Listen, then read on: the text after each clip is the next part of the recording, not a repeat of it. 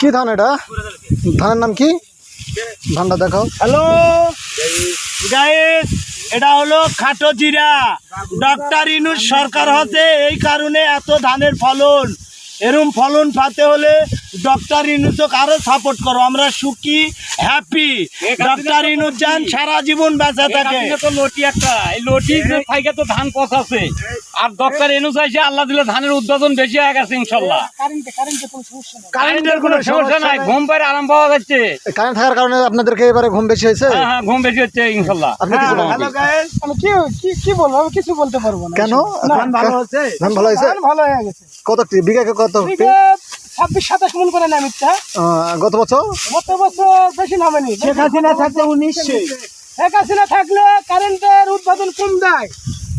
ডালিত করে বিক্রি করে, ডালিত করে বিক্রি করে। ডক্টর ইউনূস আসা কারেন্ট এখন হেভি থাকিচ্ছে, কোনো সমস্যা নাই, কোনো সেদিনে ফসল ভালো হচ্ছে।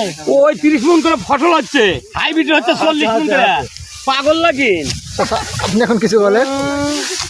চাচা আপনি কিছু বলেন? চাচা মাহুল চাচা না কও কিছু বলেন? আমি কিছুই বলতে পারবো না। কেন? মাহুল আমার ভাই হয় আর আমি কিছুই বলতে পারবো না। আসো, বাংলাদেশের সেরা ধান খাটো জিরা দেখার মতো। আমাদের বাবর একাই যথেষ্ট গোলাগুলি।